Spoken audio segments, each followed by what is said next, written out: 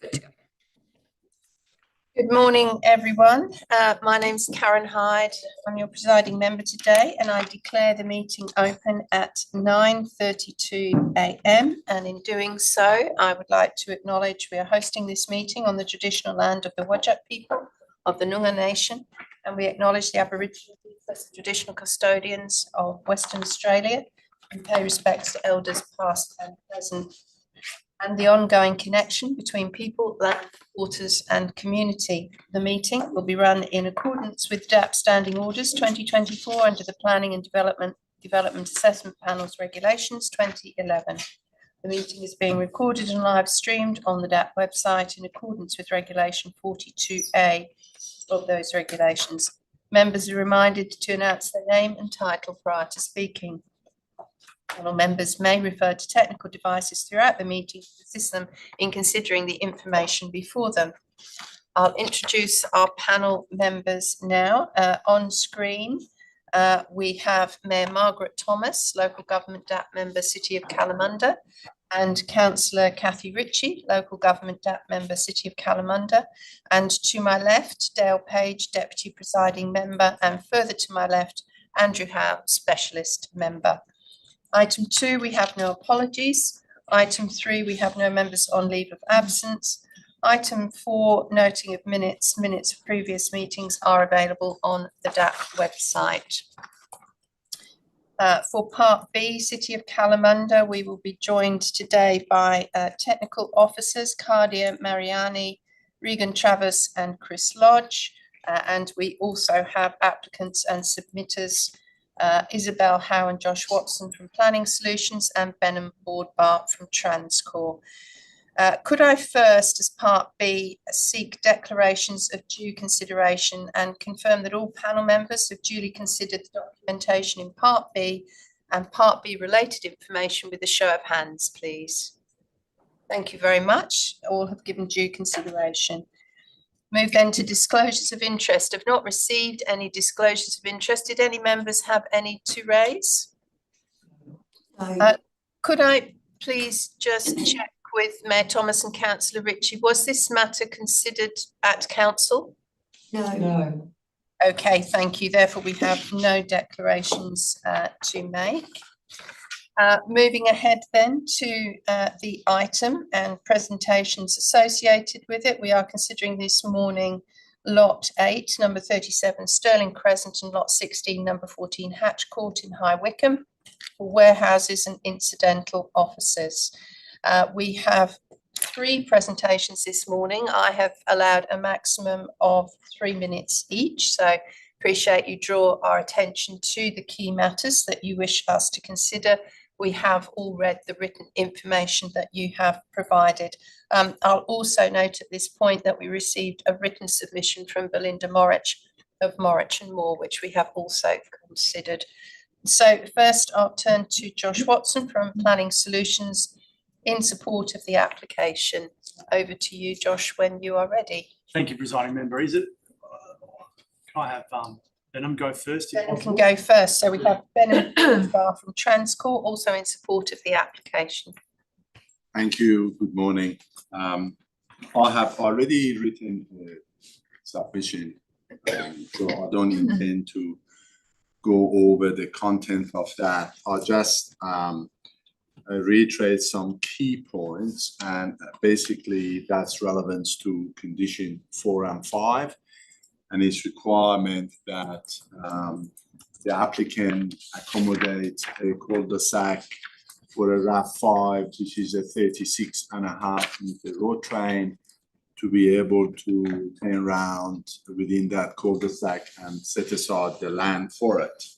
I have explained in my submission why, in my opinion, that is inappropriate. First of all, to have a cul-de-sac in an industrial area to accommodate road trains to make a U-turn.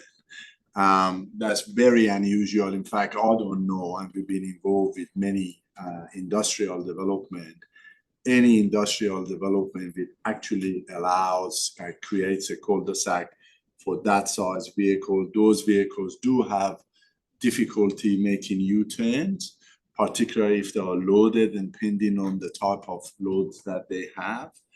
However, it's not to facilitate cities' objectives and their structure plan. We are happy to accommodate a cul-de-sac for a as-of-right vehicle, which is a 19-meter semi-trailer. I think that's reasonable. That's in line with industrial planning. If that members will still be of the view that the cul-de-sac should accommodate 36.5-meter road trains, we don't object to that so long as we don't give up any more land that we have already to accommodate a 19-meter semi-trailer maneuvering and turning around into that cul-de-sac. And I have provided 2 plans in my submission. One is the land that we have already given up, not just for the cul-de-sac, but also for widening of Hatch Court. And again, as part of our development, what we've proposed is more than reasonable to upgrade it to a 7-meter pavement, because our development only caters for vehicles up to 12.5-meter service vehicle. It's not designed to cater for any vehicles bigger than that. So that's the key point that we respectfully request that member to consider rewarding of conditions 4 and 5 in line with board which is provided by Josh. Thank you. Thank you. What I'll do is ask Josh to do his presentation, and then I'll open for panel members to ask questions of either Benham or Josh. So when you're ready. Thank you, Presiding Member, and good morning, panel members. We're supportive of the officer recommendation in front of us today, and largely supportive of the suite of conditions put forward by the officers. We consider this development is well designed for the site, provides very functional industrial layout and built form. It also supports the retention of a number of significant trees on site, and will be a standard for industrial design for this precinct. This development is also largely supported by the city, as outlined. As outlined in our presentation summary, we do request some minor modifications, which I will not go through on a couple of conditions. I'll focus my presentation today on condition 3. We strongly object to condition 3 on a number of grounds. Firstly, the subject site is owned by industry and the use is a permitted use. The site is not located within a developer contribution area or subject to a developer plan. This development is permitted and consistent with the planning framework and would not impact the ability for a future local structure plan. This is also confirmed by the city in the RAR. The proposed development has also set a land aside for the future LSP to enable the cul-de-sac, as well as we'll be upgrading the Hatch Court roadway to allow for vehicles to our site.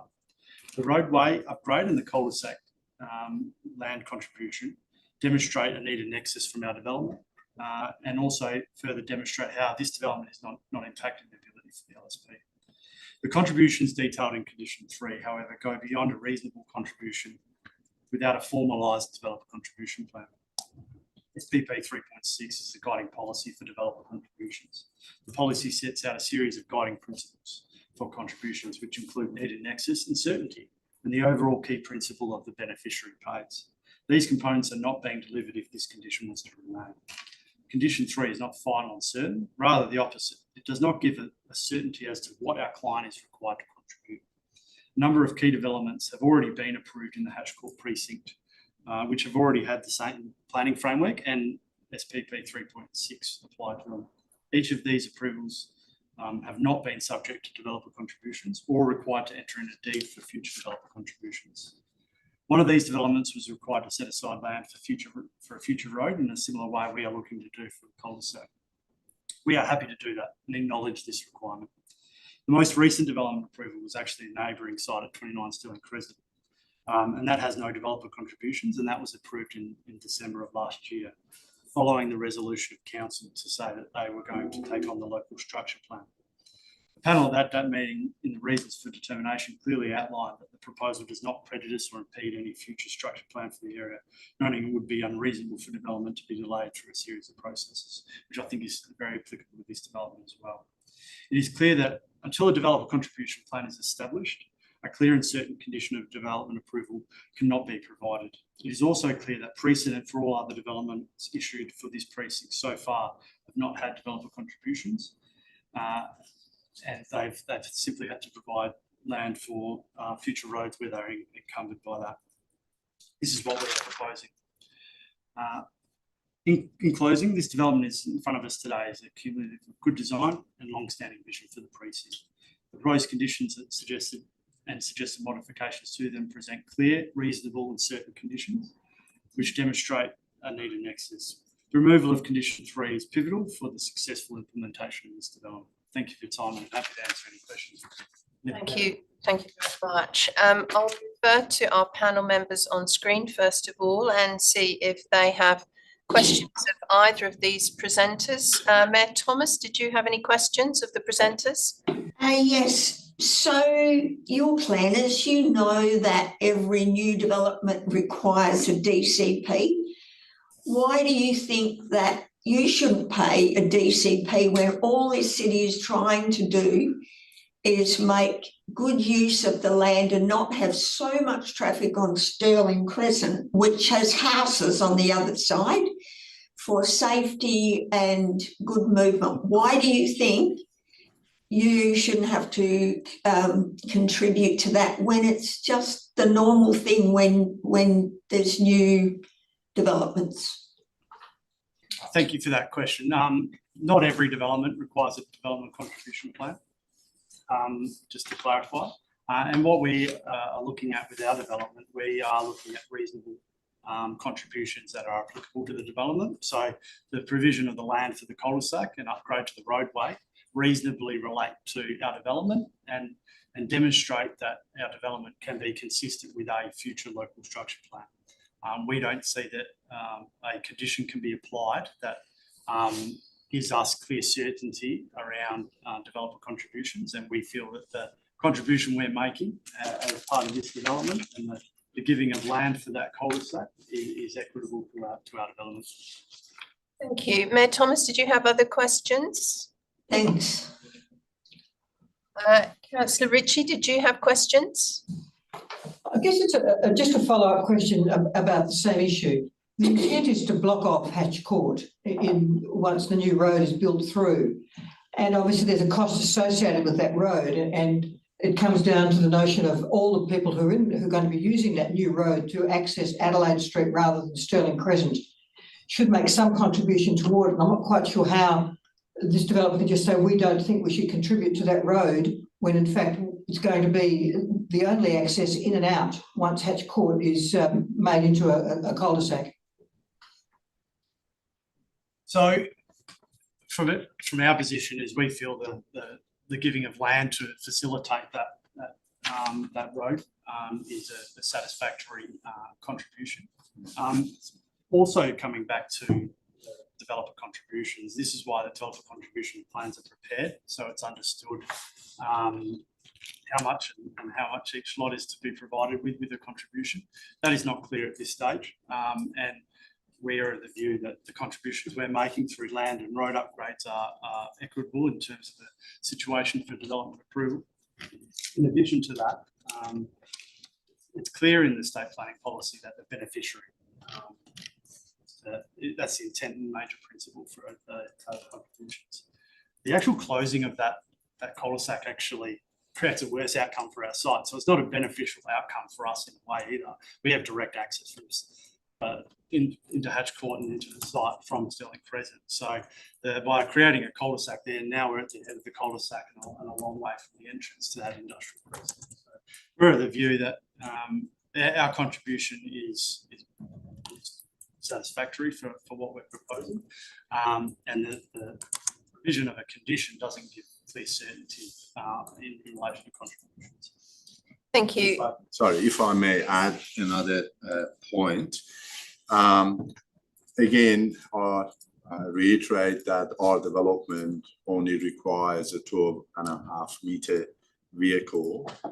The future road connection and intersection on Adelaide Street, if council is successful in changing the classification of those roads to RAV5, and therefore that intersection needs to be designed to RAV5. So that requirement is not one of our requirements. Hence, the point that our contribution to that intersection for RAV5 has no relevance at all to what is proposed. So a 12.5 meter vehicle can be catered by a lower standard, if I can put it that way, intersection, not a big intersection that is going to cater for RAV5, I apologize. I think, again, I'll reiterate the point that Josh made about Sterling Crescent being a cul-de-sac. That's a significant disbenefit to our development. However, we are trying to facilitate that. And I think the officers may be considering that cul-de-sacing of Sterling Crescent, Hatch Court at Sterling Crescent, may not eventuate for a number of reasons. And I think that's why they ask us to actually analyze that intersection to make sure that, you know, our development traffic is going to work and check the sidelines and everything. So again, it comes down to the simple principles. Thank you. Councillor Ritchie, did you have any further questions at this point? No. I can come back to you should you find other questions you wish to ask. I'll now ask panel members in the room if they have questions of the applicant. Member Page? Just a couple, if you don't mind. So you've, in your request to amend some conditions, you've asked us to delete reference to some of the technical reports in condition 2. What is your specific concern about reference to those technical reports, and why concern about some and not? What we've noticed in a couple of the development assessment panel decisions where they've all been listed, where there's been conditions actually referencing those specific documents, the removal of those from that condition has been applied. At the end of the day, we're comfortable to be consistent with those documents. It's more of a procedural element that we've seen, and we wanted to continue. So that, for the benefit of the panel, that's just to tidy things up, but there's nothing that in keeping that condition the way it is that you're okay. And then just in Belinda Morich's submission, she's asked us to amend condition 4 to include an additional, or to actually make part of it a subpoint and then include an additional subpoint to require the development plans to be modified to delete trees 7, 8, and 9 from a couple of those technical documents. But condition 12 already picks up the fact that those trees are excluded. So, and you haven't actually asked for in your submission for us to amend condition 4 in that way. Can you just clarify what your position is? We're comfortable with the way the current condition is worded, but I also open to the panel if you feel we're in principle comfortable with the removal of those 3 trees. So whatever way the panel are minded to incorporate that, I'm open to how the Morich has done it, but also I'm also open to how the city. You're comfortable condition 12 picks it up though? Okay. Thank you. That's all. Thank you for that, Member. Thank you. Member Howe, did you have questions for the presenter? During the lodgement process, you've obviously discussed the whole DCP issue. Was the extent of any contribution required discussed at this point? I mean, going forward as a development, do you know what the requirement might be and how that might be put in place later, and any certainty around that? Was that discussed between yourselves and council? So just to give a little bit of a background, towards the end of last year, just in October, the council's determination was to take on the local structure plan after about 10 years of sort of no action in the precinct. By the middle of last year, we'd already started to prepare some designs on this. And then when that was undertaken, we were ramping up our designs already. Specific discussions around DCPs, we've never gone into detail with those with the officers. We do know that the city purchased one of the lots within the precinct. So I expect they've outlined a significant capital for that. But ultimately, Very premature, I suppose, to work out what the amount's going to be. It could be anywhere from 100,000 to 500,000. Don't know. So we haven't got to that level of discussion with the officers, because I think they also don't know what the final contribution amounts are going to be. And yeah, so we haven't got to that level of discussion.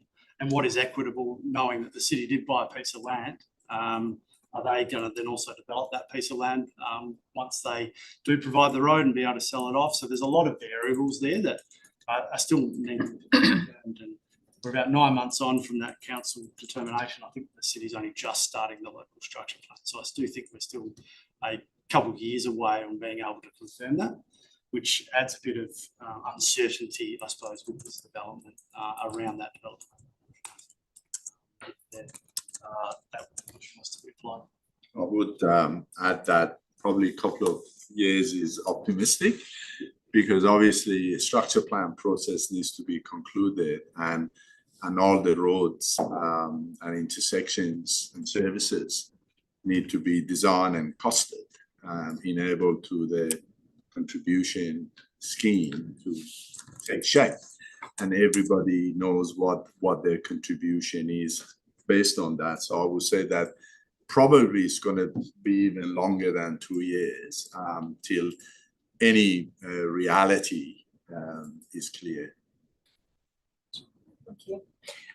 If there are no further questions of these presenters, we can obviously come back to them, but we have a further presentation request from Chris Lodge from the City of Kalamunda.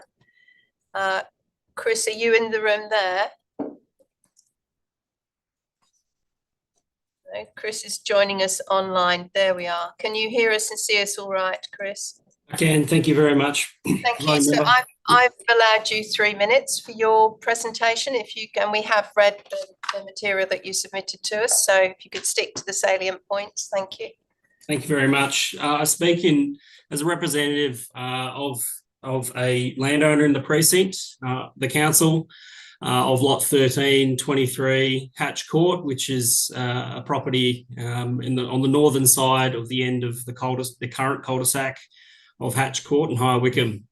The city strategically acquired this lot with the intent of facilitating coordinated road infrastructure to this precinct, ultimately unlocking the potential of this precinct and benefiting all landowners within this precinct and associated development outcomes in accordance with the intent that the current local planning scheme recognises. The city settled on this property in February 2025. The city at the same meeting in October 2024 resolved to initiate and prepare a local structure plan for the precinct, generally characterised as being bounded by Kalamunda Road, Stirling Crescent, Adelaide Street, and Abernethy Road, or Perth Airport land. I speak in support of the officer's recommendation, and specifically in reference to some conditions that have just been discussed, conditions 3, 4, and 5 of the officer's recommendation. Local planning scheme table 4 establishes that future vehicle access is necessary for this industrial development, and it's identified primarily from Adelaide Street, and also access from lots fronting Stirling Crescent, including the proposal, be limited or provided with access from an internal road only. It's therefore shouldn't come as a surprise that the city is pursuing some restriction to access onto Stirling Crescent and some coordinated road infrastructure to the north of this precinct, ultimately connecting to Adelaide Street. This road, which is proposed to be designed and delivered on the land that the city's purchased, will ultimately connect the cul-de-sac of the existing Hatch Court, the northern cul-de-sac, through to Adelaide Street, through lot 13. It's deemed necessary and essential to satisfy the principles of orderly and proper planning, and the planning framework recognises the need for this road, as I've already mentioned. It's also necessary to facilitate the functional and coordinated outcomes for development in this precinct. And I'm talking about the ultimate development outcomes for this precinct and not necessarily each site-by-site specific proposal. The applicants recognise in their development plans and also in their transport impact assessment or statement that there is a need through the design and development providing future cul-de-sac treatments on Hatch Court. This acknowledges and preempts the future infrastructure requirements and a road connection from Adelaide Street. Furthermore, the city has recognised in its assessment that the proposed development is only capable of development with conditions requiring the development to accommodate future upgrades on Hatch Court and agreements of cost contributions towards future infrastructure needed in this precinct. In applying these conditions, it's necessary to also apply the state planning policy, specifically clauses 6.7 and 6.8, imposition of infrastructure contributions through the development process or through conditions, which can occur and is contemplated through that policy framework in the absence of a development contribution plan. The city is in the process of undertaking the necessary investigations and is substantially underway in terms of designing that road infrastructure and anticipating the ultimate makeup of that infrastructure for the precinct, and will be in a position to advertise the intent of the structure plan before the end of this year. In terms of timing, just recognising that 2 years is considered excessive in the context of the city's current position in undertaking the necessary work to prepare a DCP for this precinct and also a structure plan. It's worth noting that this is the first application for industrial development directly utilising Hatch Court. It's therefore a point of differentiation between previous approvals. It is recognised that this is different. It is internalised, and that is also recognised in the phrasing of local planning scheme text. By interpolating the traffic impact movements from this development, the demand that will be drawn on future infrastructure and the future road connection is likely to be approximately 10% based on my assessment of the traffic movements using the future road. Chris, you're at 3 minutes, so if you could draw to a close with your final comments. I will, thank you. In closing, some of the consequences could be unacceptable delays in providing essential development infrastructure due to inability to levy contributions from beneficiaries to fund the required infrastructure, the creation of uncertain and inequitable environment for other landowners, including the city, in this precinct regarding the coordination of the required road infrastructure, and unacceptable and prolonged amenity impacts on Stirling Crescent and Kalamunda Road. And I'm happy to take any questions. Thank you. Thank you. I'll go through the order we went before. Mayor Thomas, did you have any questions of Chris? No, thank you. Okay, Councillor Ritchie, did you have any questions? Yes, just thinking potentially if the current developers make some contribution to the widening of Hatch Court and for the cul-de-sac, would it not be reasonable that I need to clarify that once if they were also a contribution to the contribution plan, that they would be able to offset some of that money, if you like, that they put into that against the contribution plan?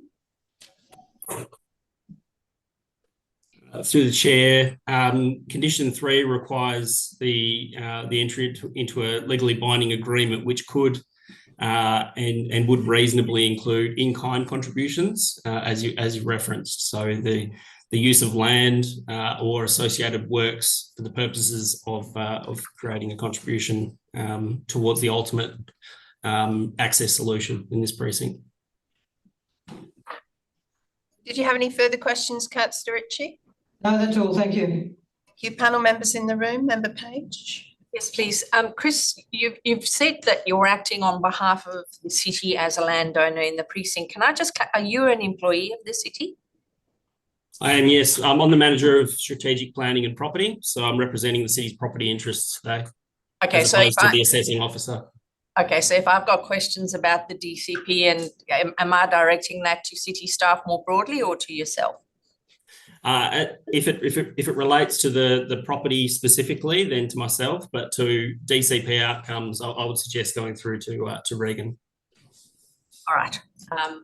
Then I will probably hold my questions for Regan because they relate to the DCP more broadly and not to the property that you've acquired.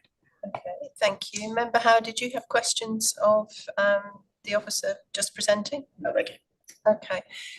Chris, if I may, the applicant in their submission to us has presented some designs. They've stated that their application is for vehicles of 12.5 metres, but the allowance that has been made for them to set back and to allocate land for the road and also the turning head, the cul-de-sac end, would comfortably allow for a 19.5 metre vehicle. They've also demonstrated an option which does allow for turning for those higher order RAV vehicles. Have you had a chance to look at that information that was submitted and that they presented to us? And would you have any comments on those designs?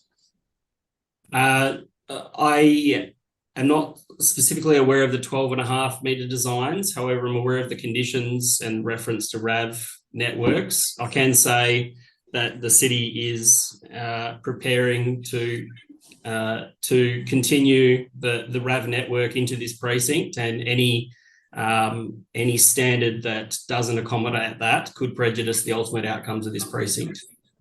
Right.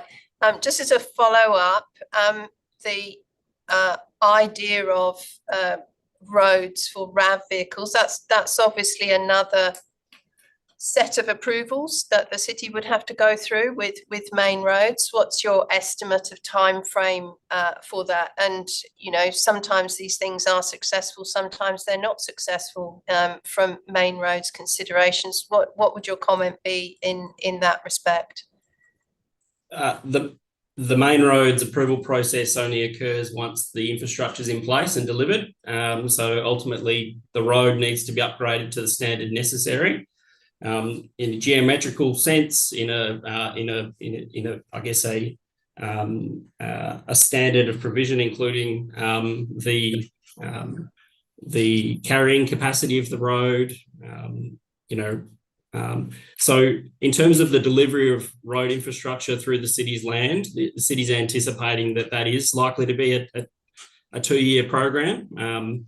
But in terms of the idea for ultimately carrying that, we'd anticipate that would be much sooner. So in the next 6 months, we should know that main roads will be in a position to support the ultimate configuration and the ultimate approval process. But the approval process again does not happen until the very end of the upgrade requirements.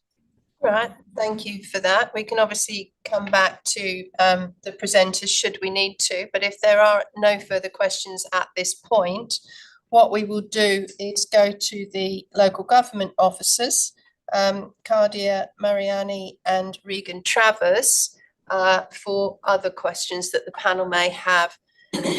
Mayor Thomas, did you have any questions for city officers? No, thank you. Thank you. Councillor Ritchie, did you have questions for city officers? No, not at this stage. Okay, thank you. Panel members in the room, Member Page. Yes, please. And this might end up be that Chris jumps back in at some point, but I'm curious to know, is the road the only component of the proposed DCP, or are there other components that will form part of the DCP? Through the chair, thank you. I might ask for Chris to articulate a bit on this as well, but it's more than just a road. There's some drainage infrastructure as well. So it's not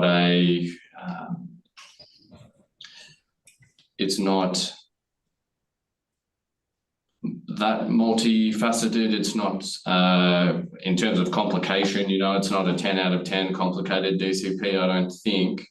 it's much lower in that scale of complexity.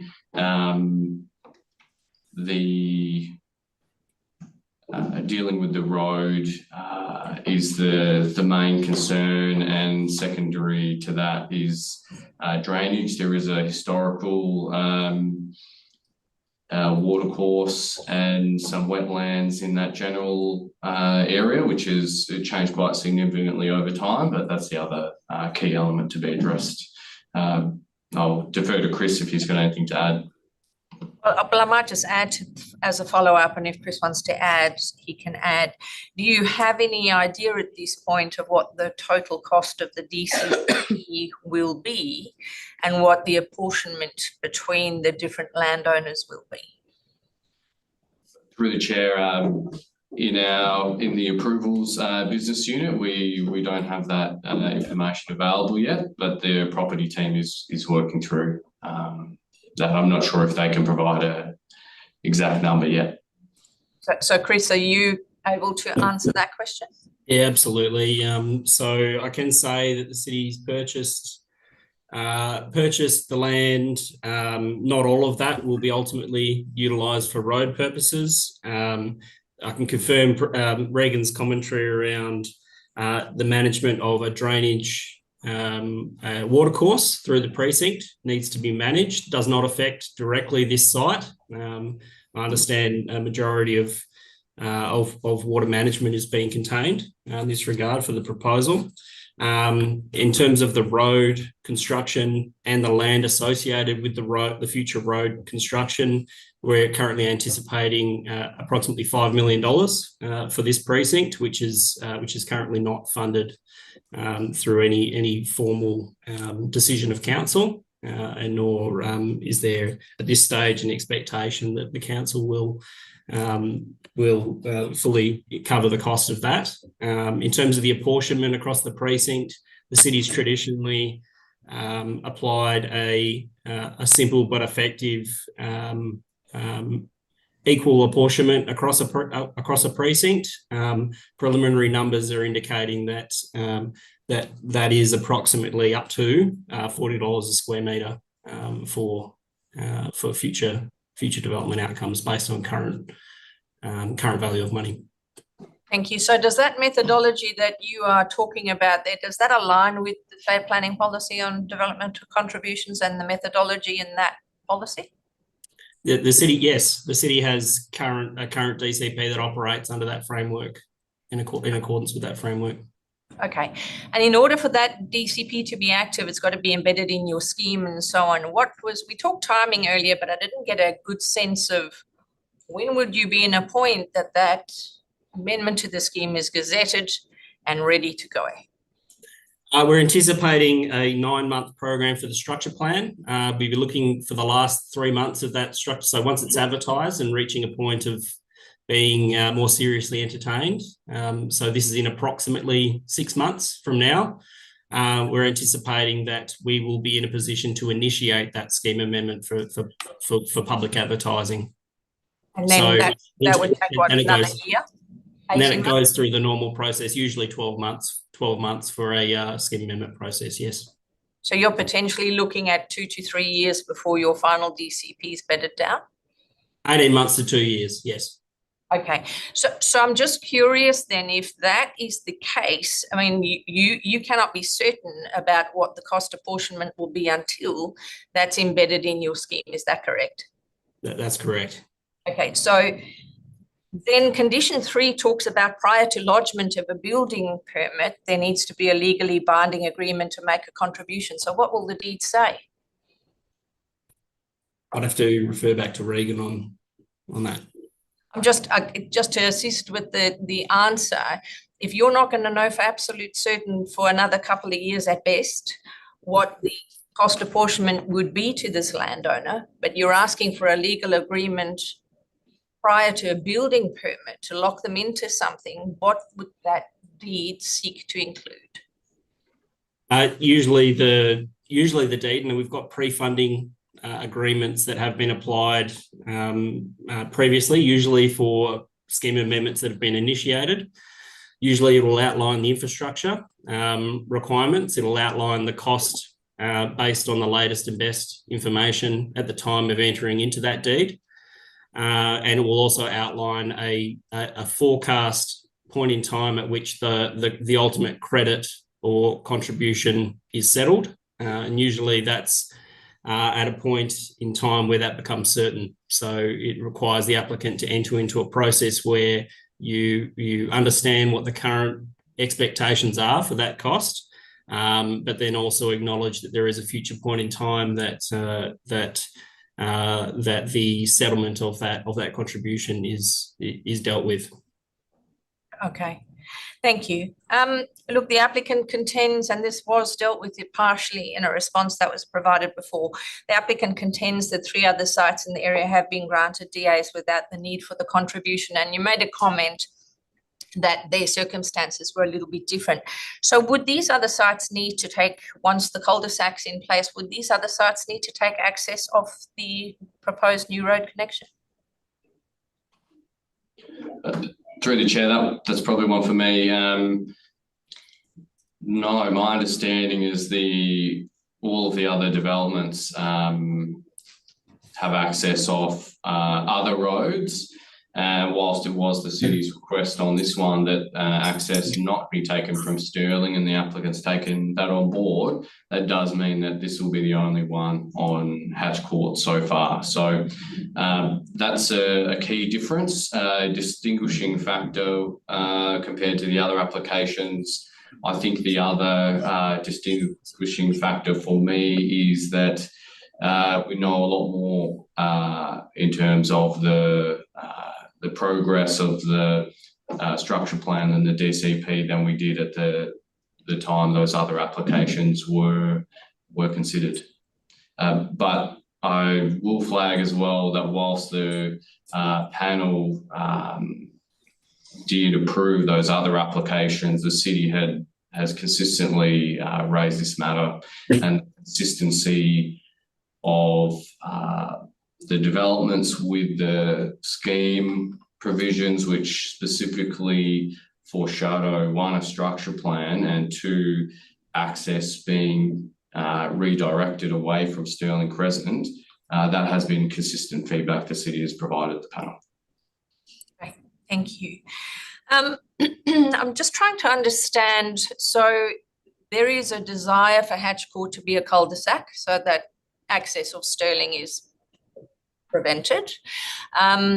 But there's also a desire to make this cul-de-sac part of the RAV5 network, which appears unusual and it doesn't seem to align with the WAPC's development control policy.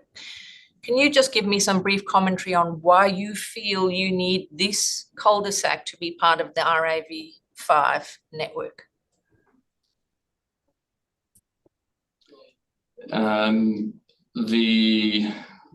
I will point out before I hand it over to Chris to respond to the RAV5 spec. The scheme provisions don't talk to a specific standard of road. It's about redirecting the traffic away from the residential area. So that principle would apply regardless of the level of vehicle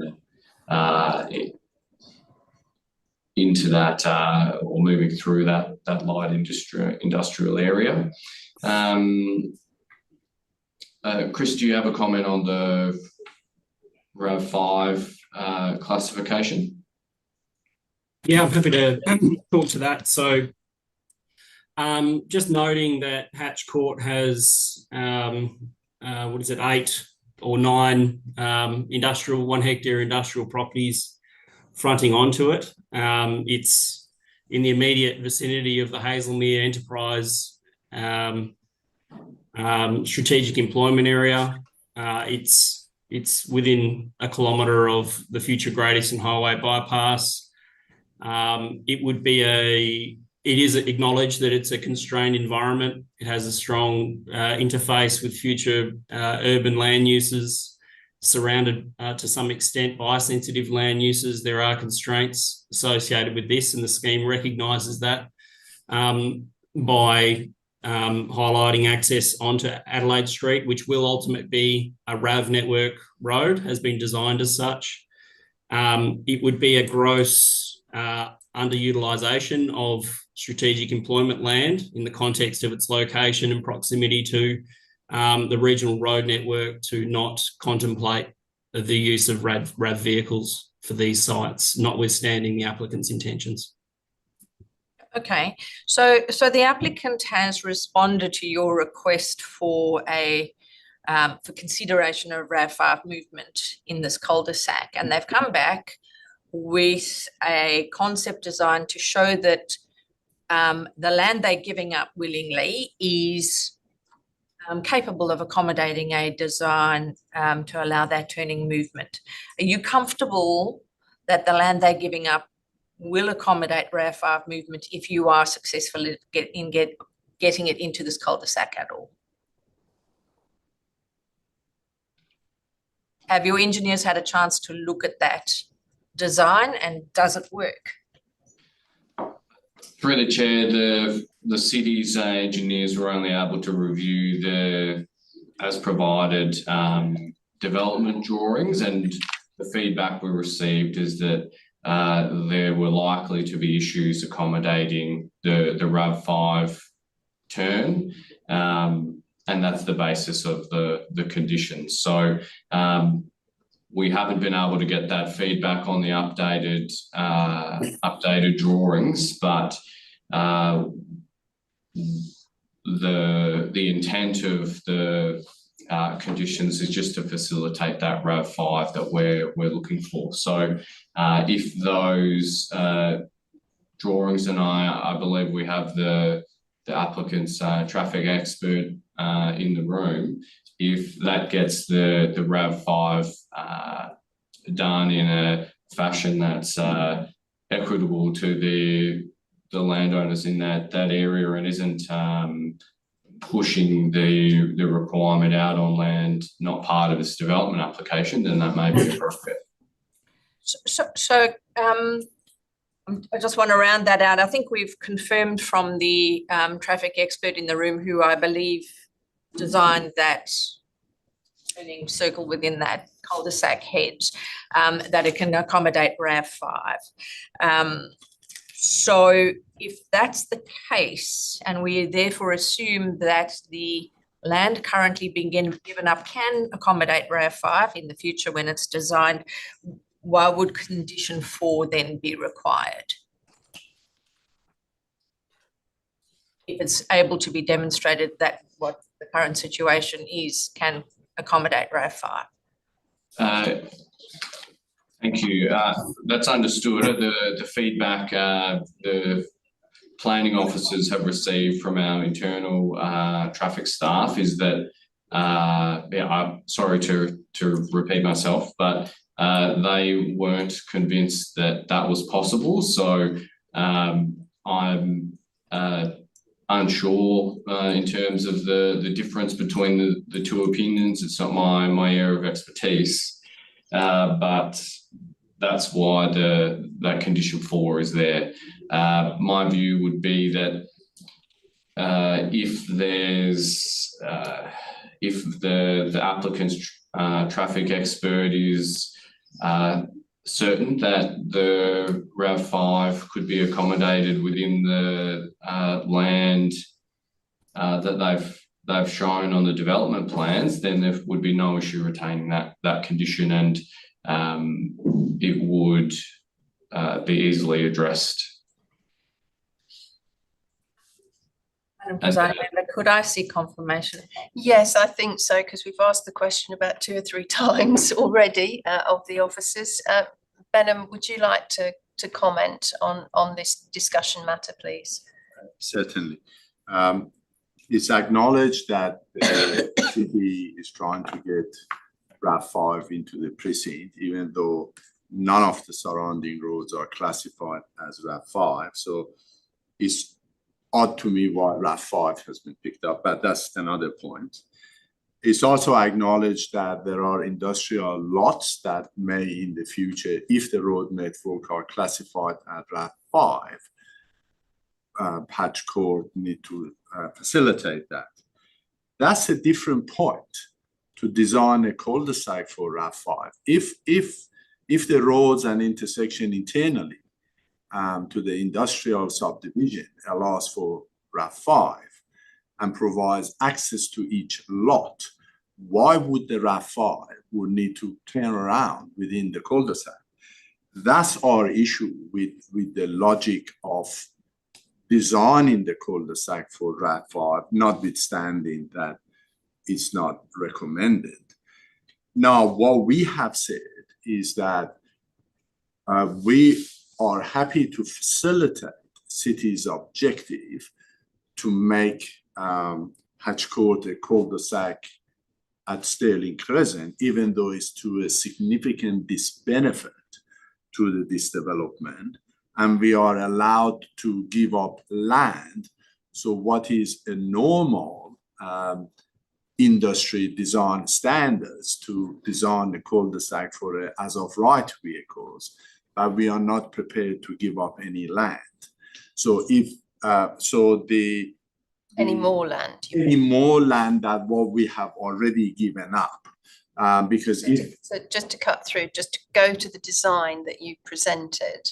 Sure, the design that we've presented is offsets the cul-de-sac more to the land on the other side. In terms of future planning for that land, we don't know. But what we are saying that we are giving up land for a 90-meter cul-de-sac.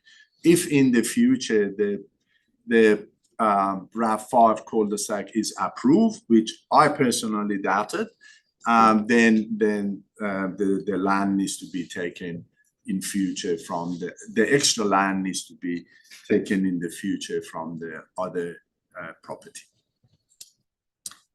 Okay, thank you for that clarification. One very last question for the city, please. So condition 28 requires that signs and on-site advertising should not cause annoyance to the public or illuminate beyond the extent of the lot boundaries. How do you quantify or measure what causes an annoyance? Is it an Australian standard that you rely on?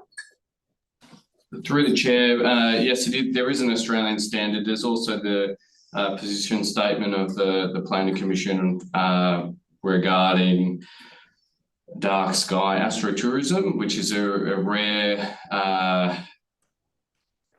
planning requirement. You probably wouldn't come across too much, but it's due to the city's and this development's proximity to the observatory. So that is a bit of an odd one in the context of an industrial development, but is something that we do consistently ask for.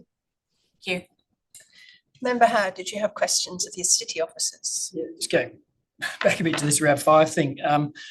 Regan, so the surrounding the road network at the moment, particularly where this new road will come out, isn't RAV5 at the moment, even though we're designing the internal road system to accommodate it. Is that correct? That's correct. So where did this requirement for RAV5 come from? Is Main Roads come to you and said, we want to convert all these roads over time, therefore your internal roads must be as well? Through the chair, that matter, I think Chris had spoken to, is that it's more of there's no specific direction to the city from another agency that I'm aware of, but the strategic location of this site, whilst it's on the outer of quite an important industrial area and adjoins airport land, is strategically important, and that warrants, in terms of achieving the highest and best use of this land, consideration of restricted access vehicles. And so the timing of that, because it would seem onerous to request landowners to give up land ahead of any sort of broader decision around that RAV5 network? Is that something that's meant to be occurring at the same time as this whole scheme amendment for certainty purposes? Because you also wouldn't necessarily build an internal road, which is in the DCP, to a RAV5 standard if the rest of the network wasn't going to come to the party or Main Roads determined it wasn't acceptable. I mean, it's a fairly big pivot point. Is that currently being pushed through?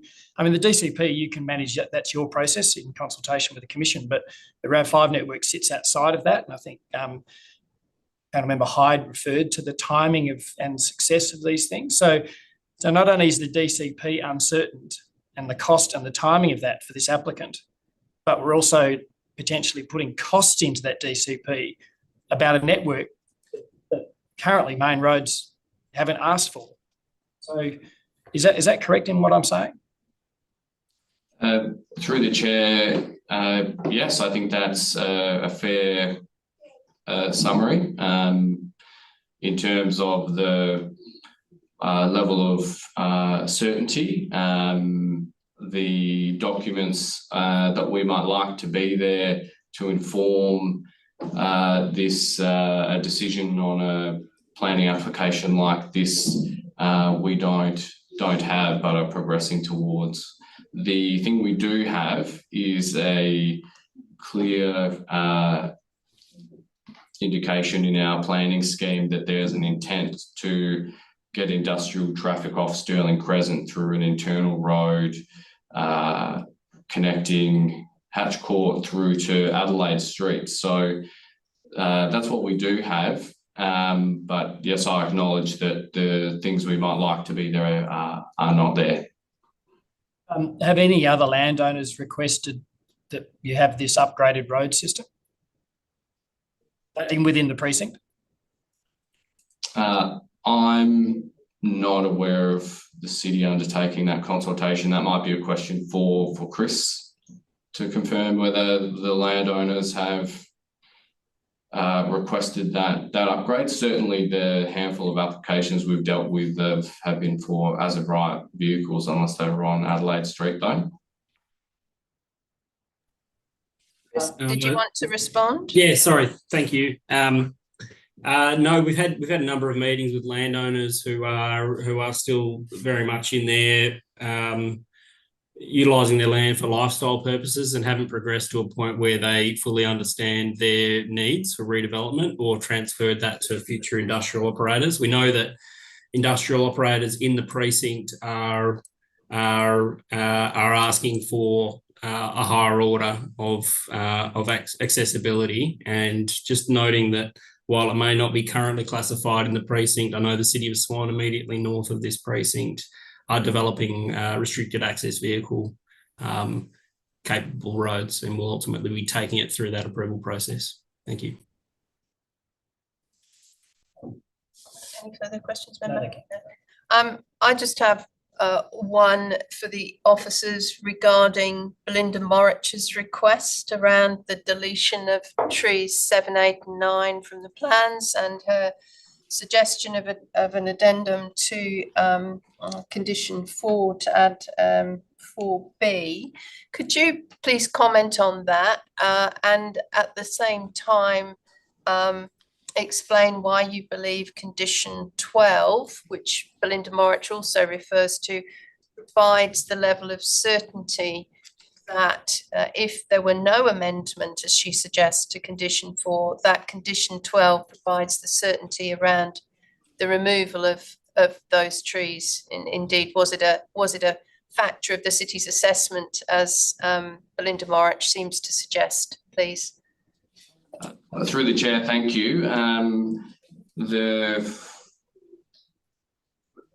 The applicant on this one has worked hard to retain trees. That's always a default position of the city, where trees can be retained. That's seen as a good planning outcome. What isn't intended is to impede any other neighbouring approvals, and it appears that that may be the case, and that's certainly not the intent of what the city likes to achieve when it comes to tree retention, and also if the trees are due to future development works are unlikely to have a long and viable life due to the works around them, then that's okay with us. So in terms of the change we tried to reflect that in condition 12. Certainly we've talked about it in the report,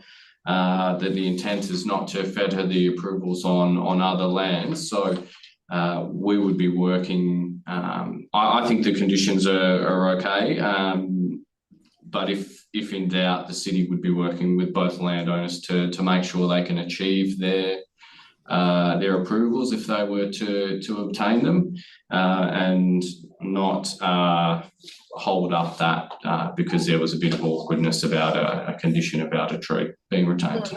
And understand that, and acknowledge the good collaboration that you would undertake. Do you have any objection to the wording that Belinda Morich has proposed? Do you see that to be helpful in tying things down? The applicant has said they don't have any objection to removing those trees.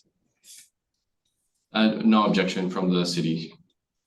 All right, thank you. Are there any further questions at this point of the officers or the applicant? If not, then we will move ahead with the item and the responsible authority recommendation, which is that we accept this as a warehouse and storage land use compatible with objectives of the scheme and approve the application subject to a number of conditions. So I'm seeking a mover and a seconder. Moved by Mayor Thomas, thank you. Seconded by Councillor Ritchie. Yes, I can just see your hand. Thank you. Mayor Thomas as mover, would you like to speak to this motion, please? Thank you very much. So this plan is really suitable for the area. It's well designed. We're really happy with the landscaping. The parking is all good. We had one objection, which has been sorted out by that removal of those 3 trees. So no objections. The only problem is the DCP. And I realise that we don't have the numbers, but everybody knows that the DCP will and would have to be fair, or it would just go to SAT. We realise that. And it will be fair. And if this applicant does do work on that street and has given up some land, that will also be taken into the DCP because that would be fair. We understand about the 12.5 metre vehicles, but you know, these are factories. How do you know that there will never be another bigger vehicle? You don't know the future. The applicant doesn't. So making a road that's not going to end up being wrong or being too small just makes perfect sense. So I don't see that that is such a big deal. We are just trying to do good planning, and we put our money out there. We purchased that block in Hatch Court to do good planning, to get all these trucks and this huge number of vehicles off Stirling Crescent, which, as I said, has houses on the other side of the road. So we feel that the DCP is perfectly fair. We would like something in there. In the future, that will be assessed and it will have to be fair. So I don't think the fact that we don't have all the answers yet matters. I think our intent is clear, and our intent is for good planning and for everybody that does a development in this area to get a really good outcome. So I support the officer recommendation, or the R&R as it is. Thank you. Thank you, Mayor Thomas. Councillor Ritchie, as seconder, would you like to speak to the motion? Yes, look, I have very little more to say to add to what Mayor Thomas has said. I think that the notion that a precedent has been set with some of the others, given that particularly the one facing Kalamunda Road and the one in the more easterly direction comes out onto Adelaide, I don't think that precedent applies to this one, the Hatch Court. I do understand how the applicant could be concerned because the DCP is not in place, but it comes down to that notion of fairness, that if once they make a contribution to the giving up some of the land and putting in the RAV4 turning circle, all of that would be part of the DCP contribution in terms of being able to make sure that they're able to be fairness in terms of having money put back to them if they've already made that contribution in kind. So the city, to reiterate the notion, has put significant investment itself into this, and we think that these particular landowners should be part of that contribution, as we would expect all people who are going to benefit, particularly from it once that road's put through to Adelaide Terrace. It will allow bigger trucks to come in and out of there, and it will allow a greater deal of access to those factories in that area, and also particularly the notion that will assist our residents who live adjacent to Stirling Crescent by getting the traffic off there. Thank you. Thank you, Councillor Ritchie. Panel members in the room, speakers for or against the motion? Member Howe, were you just about to? I'm willing to support the overall recommendation for approval, but not in relation to condition 3. Do you seek an amendment? I do seek an amendment. Would you like to outline your amendment? Essentially, and then we'll find a seconder. Just tell us what you want to do. So look, I completely understand the council's point of view and hear your words, Mayor, about fairness and preparedness. Sorry, Member Howe, are you wishing to delete or to amend condition 3? Delete. So Member Howe proposes amendment 1 to delete condition 3. Is there a seconder, please? I'm happy to second that. Would you therefore like to speak to it? Thank you. As I was saying, I completely understand the point of proper planning. However, in this matter, because there is uncertainty about the nature of the road, there is uncertainty about the scale, extent of the cost and the timing. I think the point of planning, and certainly planning approvals and conditions, is that there is a very high level of certainty to the applicant and any subsequent owner of that land, in fact, because things change where applicants sell land, other people develop it, all sorts of things can occur over a period of years. And I think putting a condition or an agreement in place which ties a developer or an applicant to an unknown and uncertain future, I think in this case is unreasonable from a planning point of view. Council is doing its best endeavours, whether it be too late or too early is for someone else to decide about this overall precinct. And in due course, it will have these things in place. However, they aren't at the moment. So I'm not willing to support the requirement for an agreement about a future DCP that doesn't yet exist. Thank you. As seconder, I'll briefly speak to it. I concur with your comments. I think just listening to the responses to our answers, there's too little information at the moment to be certain around costs and apportionment and the designs associated with those financial investigations. I'm not quite sure, therefore, what the legally binding agreement would be in terms of outlining contributions towards costs of infrastructure consistent with the overall proposals for the precinct. And so I'm uncomfortable with that condition for those reasons. I'd further foreshadow, though, I think that other amendments, including the new condition which the applicant proposed, actually assists in tying down what is intended here, and other members have referred to in-kind contributions. So I foreshadow that I might make a future amendment to include that, but at this point I'm comfortable to support the deletion of condition 3. Other speakers on this motion? Member Page? Yes, look, I find this a particularly difficult issue with this DA, because I do understand the city's position or philosophy about fairness, and I don't think it's fair on future landowners to bear costs of a DCP if not all landowners have been part of that DCP. I also feel for the city in that you've gone and purchased some land, you've invested in order to make this happen and in order to create alternate access to this site and others on Hatch Court. So I acknowledge your concerns about a lack of contribution from this owner, given your investment into the issue.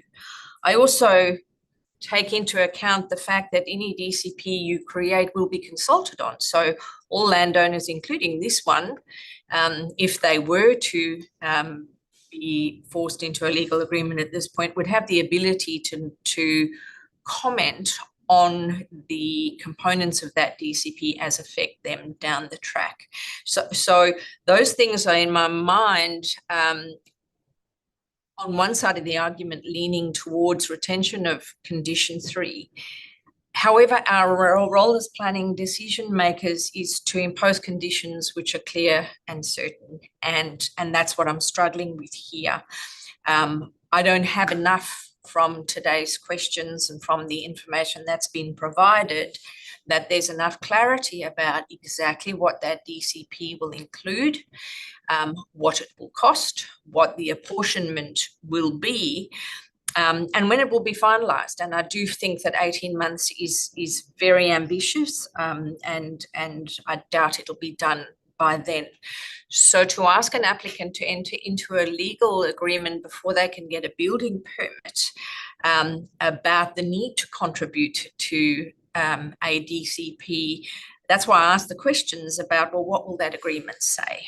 And I don't have enough comfort that that agreement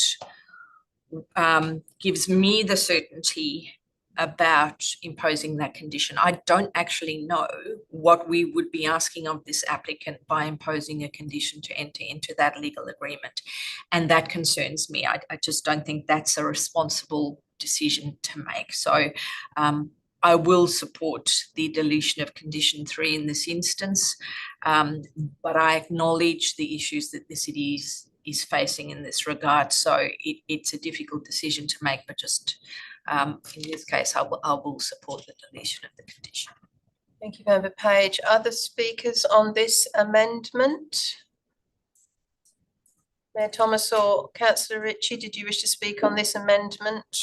I think we've made our position clear. Thank you, I have. Yep, so I have nothing more to say. Thank you. Thank you. Member Howe, did you wish the right of reply as mover? No. Let's vote on this amendment to delete condition 3. Those in favour? Those against? The motion is carried 3-2. Members Page, Howe and Hyde 4, and members Mayor Ritchie, Mayor Thomas and Councillor Ritchie against. That motion is carried. Member Howe, we're still with you on the primary motion, substantive motion. Nothing. Member Page, did you wish to speak to the substantive motion? Yes, please, presiding member, and I will support the recommendation for approval, but before talking to the motion, I'd like to move a series of amendments, please. Yes, please. So amendment 2, would you like to take them individually? Yes, please. So I'd seek to, given we've deleted condition 3, I'd seek to replace condition 3 with a new condition relating to the widening of Hatch Court, as suggested by the applicant. New condition 3 would then read as follows. Prior to the occupation of the development, the applicant/landowner is to complete the proposed widening of Hatch Court to 7 metres in front of lot 16, number 14 Hatch Court, and lot 8, number 37 Stirling Crescent, High Wycombe, 169.75 metre length. Costs associated with the road widening are to be borne by the applicant/landowner. Thank you. That's moved by Member Page, seconded. I'm happy to second that. Thank you. Member Page, would you like to speak to that amendment too? Thank you, presiding member. I just believe this wording is more appropriate to outline the clear applicant landowner obligations associated with the road upgrades along Hatch Court for as of right vehicles. This is a clear need and nexus for this extent of contribution to public infrastructure as part of the development, so happy to impose this condition. Thank you. I'll briefly speak to it. I too feel that this provides greater certainty and immediacy because it's prior to occupation of the development. So there's a great deal of finality to the way this condition is worded. We've also heard and seen from the applicant's submission that not only does this widening allow for the vehicle movement that they propose associated with this development, but also allows for the 19.5 larger vehicles, which are as of right, but it allows for that manoeuvrability too. So it gives some future proofing to the area. So I'm comfortable with supporting this new condition.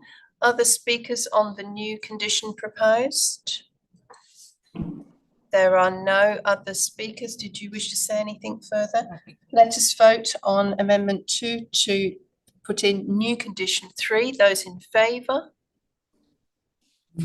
That's unanimous. Thank you very much. Member Page, still with you. Thank you. I'd like then to seek to amend condition 4 to include the wording within the proposed road widening area already identified as requested by the applicant. Shall I read the condition? Yes, that would be helpful. Thank The you. condition will then read, prior to applying for a building permit, development plans must be modified to facilitate the future construction of a cul-de-sac at the Stirling Crescent and Hatch Court intersection, capable of accommodating RAV5 vehicle movements within the proposed road widening area already identified to the satisfaction of the City of Kalamunda. Ensure that blah, blah, blah. Right. Lovely. Thank you. Moved by Member Page, Amendment 3 to edit condition 4, seconded. Member Howe is happy to second that. Did you wish to speak further on that? Just very briefly, look, I think there's been discussion today about whether or not there should or will be a need to increase the size of the future cul-de-sac to accommodate RAV5 vehicles may not be necessary. In the event it ends up being so, a concept design has been provided by the applicant that indicates it can occur within the land area already proposed to be set aside by this development. Acknowledge the comments were made that it might require greater impost on another landowner, but given what is quite a high degree of uncertainty about a RAV5 network within a cul-de-sac in this location, I just don't think that providing land is necessary, and it could actually impact the remainder of the development as currently proposed. So. Thank you. Member Howard seconded. Did you wish to speak to this amendment? Only that it provides more certainty to all parties, really, that what is provided is acceptable, at least at this stage, and won't require an amended application later because of some change to a road alignment, which is yet to be determined. Thank you. Other speakers on this amendment? Do you wish to say anything further? If no other speakers, I'll put this to the vote. Those in favour of Amendment 3 to edit Condition 4? Those against amending Condition 4? The motion is carried 3-2. Members for the motion were Page, Howe and Hyde. Members against, Mayor Thomas and Councillor Ritchie. Member Page, still with you? Yes, thank you. Given the commentary made about the amendment we've just made, I'd seek to amend Condition 5 to remove reference to an RAV5 cul-de-sac and to include reference to the cul-de-sac on the development plans. Okay, is there a seconder, please, for that? Member Howe seconds. Member Page, would you like to speak to it? Yes, very briefly, the wording aligns with the amendment to Condition 4. Minor modifications will just ensure the land to be provided is as proposed on the development plans. Thank you. Member Howe, would you like to speak to the motion? No, thanks. Okay, any other speakers on this amendment to edit Condition 5? If there are no other speakers on this amendment, we'll put it to the vote. Those in favour? Those against? Motion is carried 3-2. Members for the motion, Howe, Hyde and Page. Those against, Mayor Thomas and Councillor Ritchie.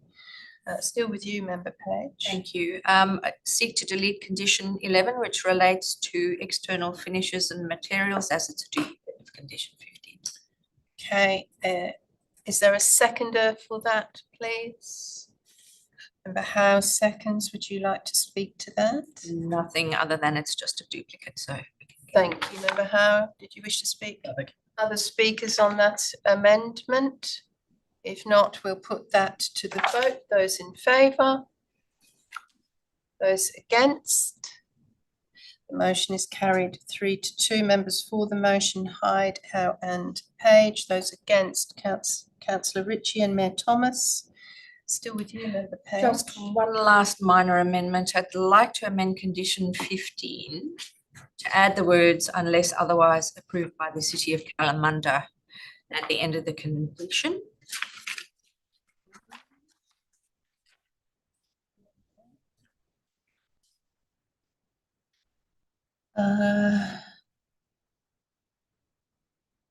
Okay, so Member Page is suggesting an amendment to condition 15 to add the words unless otherwise agreed.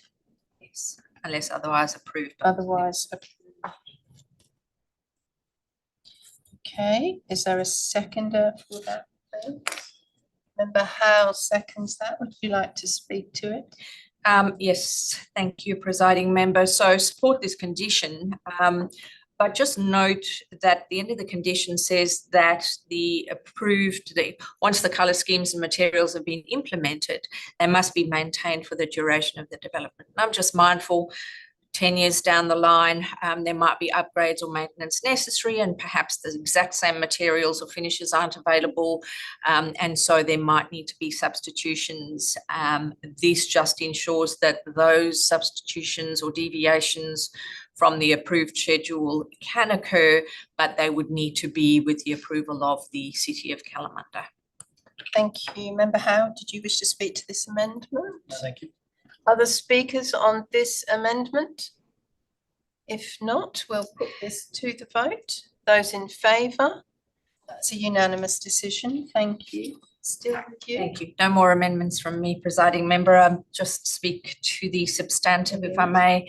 I note there were a small number of concerns raised about the proposal through public consultation, with the key objections coming from an adjoining landowner or developer concerned about the possible need to retain trees which have already been identified as needing removal due to their own development, and another landowner who is concerned about the timing of the DA ahead of a structure plan or DCP and the need to protect other landowner interests. There was a concern raised about land use and amenity, but I note that the dominant land use is a preferred use under the scheme, and the offices are incidental to the main use, so the application could not be refused on the basis of land use. The issue of the retention of the 3 trees affected by adjoining development has been recognised and addressed in the RA and relevant conditions, so it's not an issue no longer an issue for the adjoining owner. In terms of future development, although there is no structure plan in place yet, the proposal will not prejudice the future intent for the precinct or compromise future development.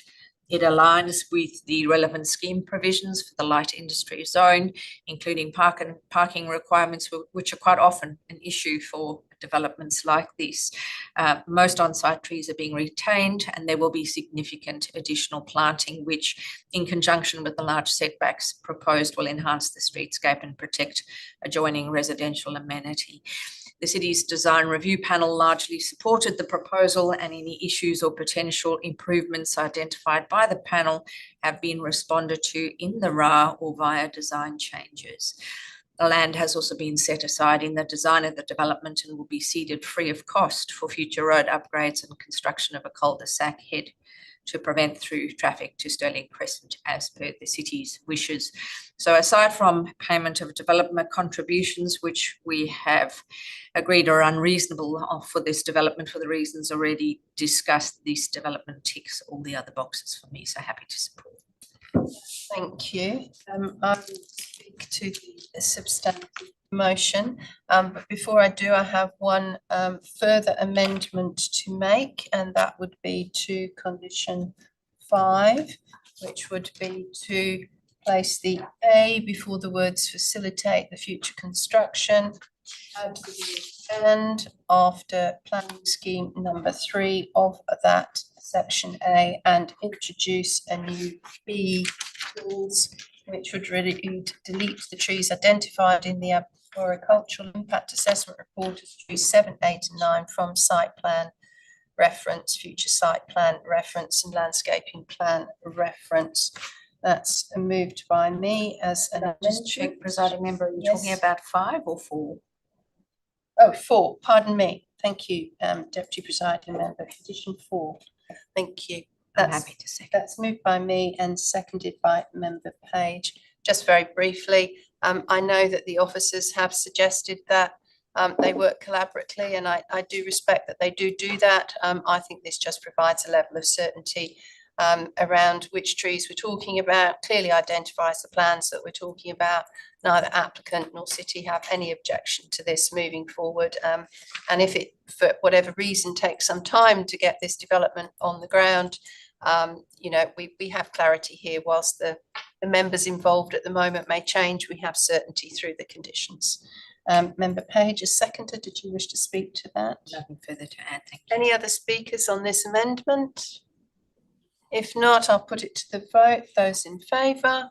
That's unanimous. Thank you. I'll just briefly speak to the substantive then.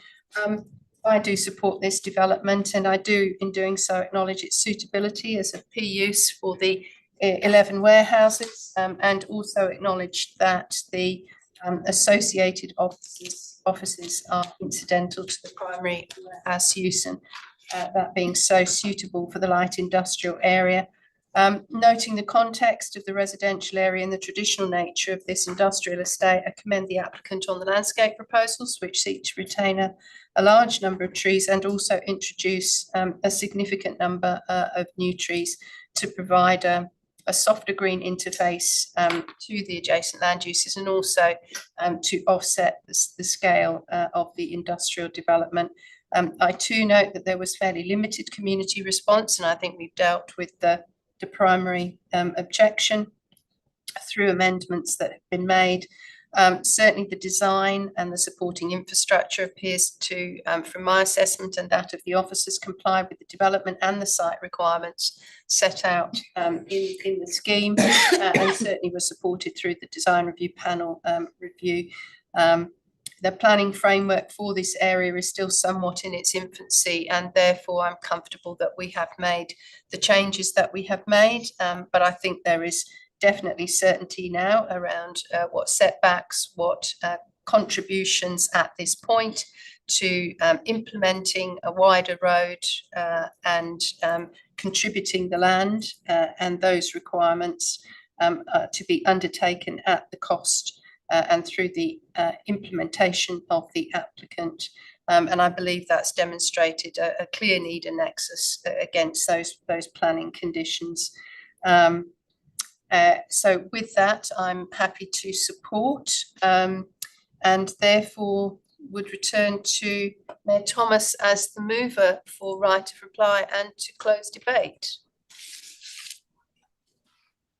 Sorry, I moved the motion with those number 3 in there. So just explain to me what you require me to do, because I don't support the motion now without those conditions in there.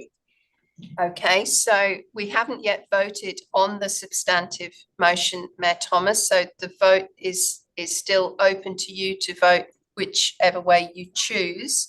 Yeah. Everybody has now spoken on the substantive. Yes, we have done a number of amendments and we've each had the opportunity to speak independently on those. Yes. Whilst you did move the officer's recommendation through the process that we've gone through, that has now been amended through the amendments. So it's open to you now for right of reply to what we have on the table. And obviously, just because you moved it, you don't have to necessarily at the end of the day vote in support of it if those amendments have not. Thank you for clearing that up. That's very helpful to me. I really appreciate it. I think I've said what I think. I do think that having the opportunity for this applicant to contribute to a DCP is still fair. I know that we don't have all the information, but whatever the DCP was, it would have to be fair, as I said before. So I understand why the panel made the changes to the conditions, but I don't support them. Very good, thank you. Now we will vote on the motion as amended before us. Those in favour? Those against? The motion is carried 3-2. Those for the motion, members Howe, Hyde and Page. Those against the motion, Mayor Thomas and Councillor Ritchie. I'll just continue with the last bit of the agenda. We have no Form 2 DAP applications and no Section 31 SAT recommendation or applications to reconsider. In terms of other business, I just advise panel members there is one other SAT application for the City of Kwinana on the Orton Road Casuarina for extractive industry. That is before SAT at the moment.